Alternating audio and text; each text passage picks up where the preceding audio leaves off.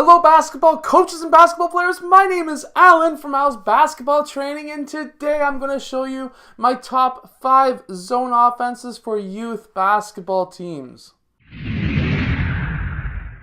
So hello everyone, my name is Alan from Al's Basketball Training. If you're new to this channel, on this channel I show you basketball plays, drills, and skills. So if you like that stuff, hit the like button and subscribe. Anyways, today I'm going to show you my top 5 offenses against the zone defense with a youth basketball team. This would be essentially a team that is grade 8 and under. So any age group that's under grade 8 that actually uses a zone defense. So I know some leagues do not allow you to run a zone under grade 8, while a lot of others do over the age of grade 6. So that's why I am making this video today. So let's get down to the clipboard and let's check out these basketball plays. So here we have a 2-3 zone defense. Most likely these players will be playing a little bit higher than the baseline just because the ball is up top, which then has a double team with those top 2 players, which now leaves these spaces wide open unless they're playing a bit higher, which now leaves the baseline open for cuts from the wing and nice easy lob passes. So many teams will actually play a 2-3 just a bit higher, but still not covering these positions fully, which is a shame because if they're really good shooters, that could be a quick, easy way of setting up a really good shooter in the corner so that when player 1 passes to player 5, player 4 and 2 will pop over and player 3 may be open. Obviously, these are not offenses per se that I'm actually going to show you, but just a few tips against a 2-3 zone. This is a 2-3 zone. Anyways, so basically what we're going to have, or at least against the 2-3, I'm going to show you the 3-2 after. That computer is really loud, so I'm going to turn it down. If you heard the beep, let me know. Anyways, so basically what we're going to do here is we're going to have, this is a 5-out, and we're going to have these players cutting across to these spots. And from there, these players here are going to drift down. Now, this is going to open up the opportunity of what I just showed you. Basically, these players are going to be cutting across. They're going to be cutting down. Because of that, these wing players may just start sagging down, in which case, I can't remember which player was on which side, but I think 3 was going on that side. And 4 will be going over to this side. Either way, they're crossing. Anyways, so that may be having them open along those free throw line extended wings. If not, and these players actually hedge up, then now we have players in the wing who could be open for that 3-point shot, and that is exactly what we're hoping for. This is also a great entrance if, for example, we're doing a pass and screen away. That could also be a great entrance. So pass, screen away, and now player 4 may be open when player 2 went and sagged over here. Now this is also a really good offense against the 3-2 zone as well. 3-2 is another type of zone that you will probably see at the youth younger level. You won't most likely see any other zones. These are the 2 most common, 2-3 and 3-2. 3-2 is 3 players up top, 2 players in the bottom. And so what we're going to have here, same idea. We're going to have these players cross, and I don't know why I'm getting that dotted line, but I don't care right now. They're going to cross, and what we're going to have is these players dragging down just like before. So players 2 and 5 are going to start crossing.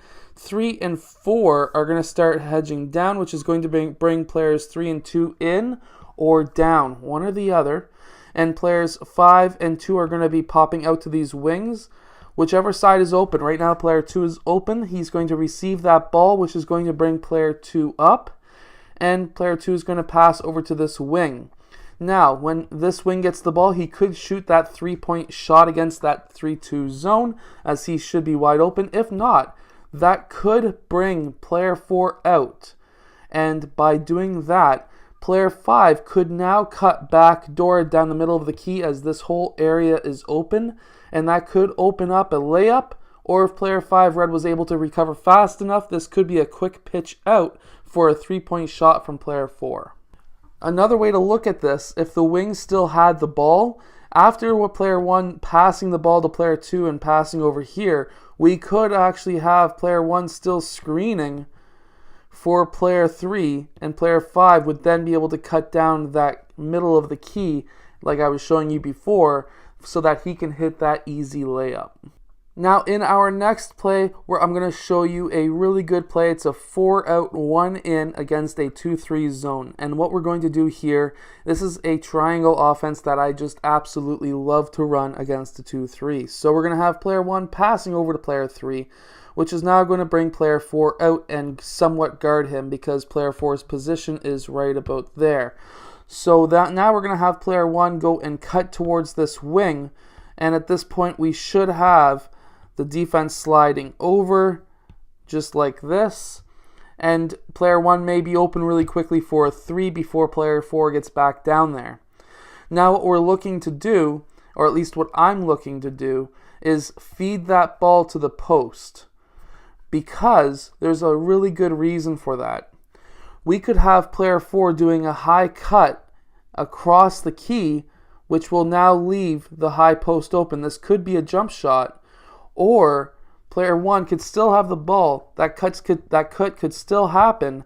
Player 4 could then get the ball, which would bring player 5 up, and this could be an easy layup for player 5 blue in that low post. Now, if nothing happens, if player 1 gets that ball, no cut across, we're going to have now the defense looking like this. We could swing the ball back around, and when that happens, player 3 passes to player 2. We're going to have player 5 setting a screen for player 1, who's going to be popping out to this wing, that free throw line extended, and we're going to have the ball swung around. Player 3 is now going to use player 5 as a screen. Player 3 is going to go down to that low post, and player 5 is going to pop out. This is now going to bring the defense swinging right around, and we're going to have the ball swung over to this side, which will now have player 4 pop out to this wing, and we're going to have player 3 fighting around. Player 1 could have been open for the 3-point shot. Player 4 might have been also open for the 3-point shot there as well. Now you can continue to swing the ball around, look for high cuts along the free throw line, and look for the low post as well, as that could collapse the defense in enough so that player 4 could set a screen and have player 1 open for a 3-point shot as well.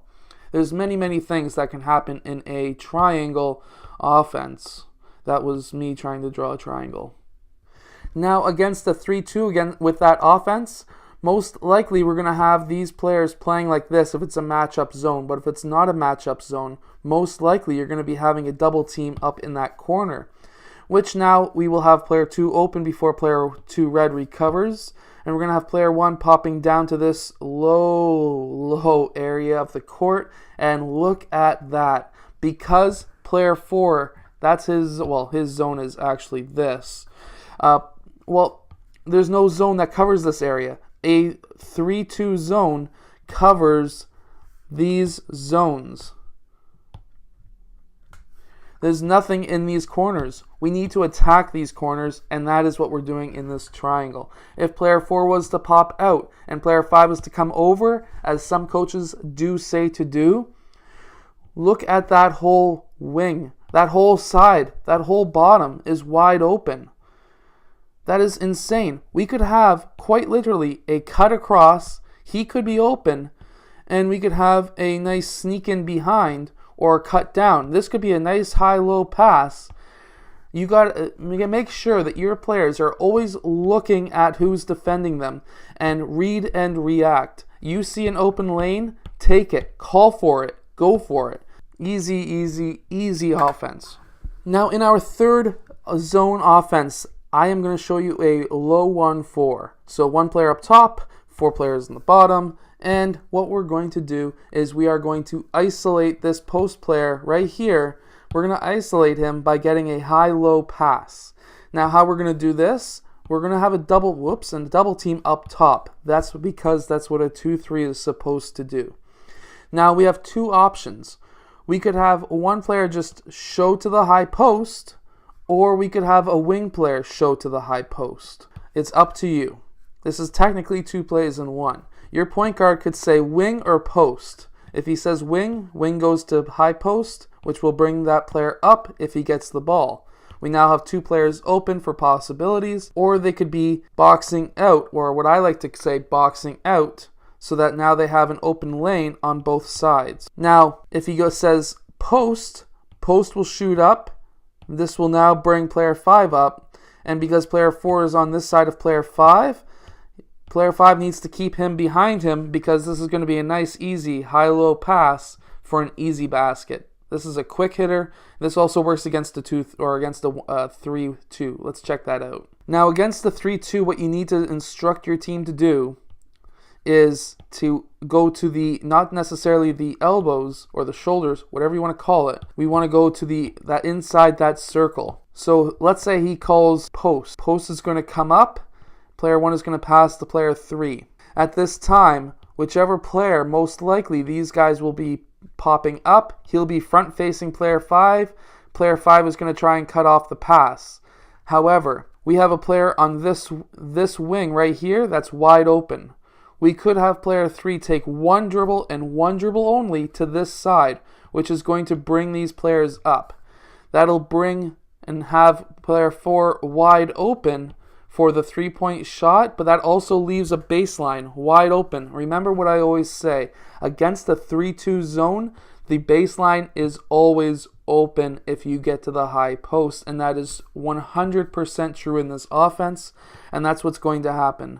Just cut, pass, easy layup, or dunk if you're old enough and big enough and strong and athletic enough. Now in our 4th offense, this is going to be against the 2-3 again, then I'll show you against the 3-2.